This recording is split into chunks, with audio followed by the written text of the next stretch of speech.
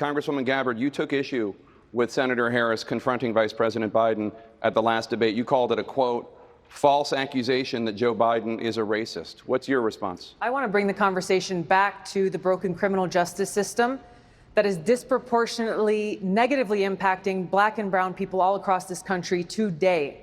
Now, Senator Harris says she's proud of her record as a prosecutor and that she'll be a prosecutor president, but I'm deeply concerned about this record. There are too many examples to cite, but she put over 1,500 people in jail for marijuana violations and then laughed about it when she was asked if she ever smoked marijuana. She blocked evidence. She blocked evidence that would have freed an innocent man from death row until the courts forced her to do so. She kept people in prison beyond their sentences to use them as cheap labor for the state of California.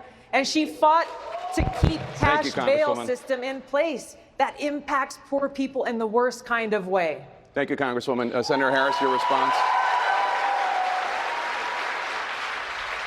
As the elected Attorney General of California, I did the work of significantly reforming the criminal justice system of a state of 40 million people, which became a national model for the work that needs to be done. And I am proud of that work.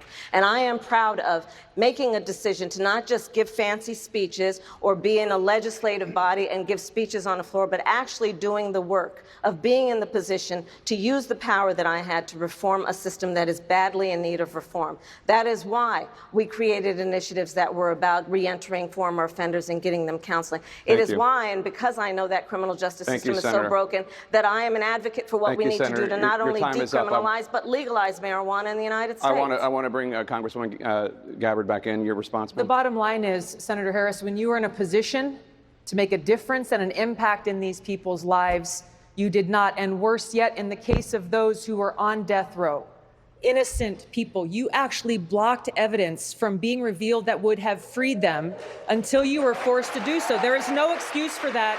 And the people who suffered under your reign as prosecutor, you owe them an apology. Senator Harris.